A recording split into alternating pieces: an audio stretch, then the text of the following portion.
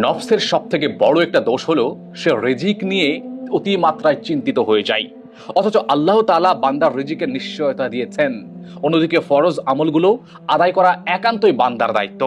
এটি এমন এক ঋণ যা অন্য কেউ পরিশোধ করতে কখনো পারবে না। আশ্চর্যের বিষয় হলো এই প্রধানতম দায়িত্বের ব্যাপারেই নফস সবচেয়ে বেশি গাফেল, আমাদেরকে দূরে ঠেলে দিতে চাই।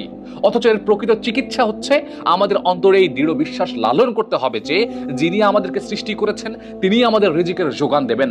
আজকে চিন্তা করেন, এই ব্যাপারগুলো কেউ কি মাথায় রাখে? কেউ কি চিন্তা পর্যন্ত করে?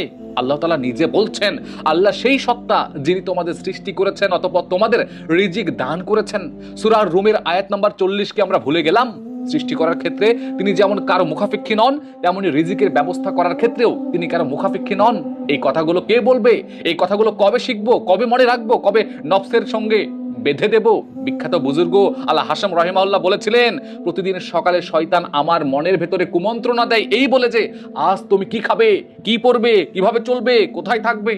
তখন আমি কড়া জবাব দিয়ে আমার নফসকে, শয়তানকে বলে দিই, আমি মৃত্যুকে খাবো, মৃত্যুর স্বাদ নেব, কাফন পরবো, কবরে বসবাস করব।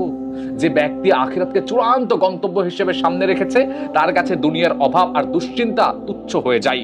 প্রক্ষান্তরে যে কেবল দুনিয়ার রিজিক নিয়েই ব্যতিব্যস্ত থাকে সে তার জীবনের মূল উদ্দেশ্য মানে আল্লাহর ইবাদত পুরোপুরি ভুলে বসে।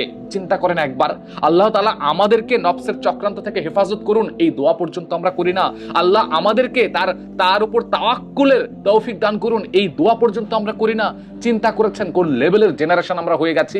আজকে প্রত্যেকে যেন নাস্তিক হয়ে গেছি, আজকে প্রত্যেকে যেন ধর্মের বাইরের লোকে পরিণত হয়েছি। লজ্জা কি একবারও লাগে না আমাদের? চিন্তা কি একবার করব না আমরা? একবার নিজের নফসকে প্রশ্ন করেন তো যে আসলে রিজিক নিয়ে কতটা সে চিন্তিত।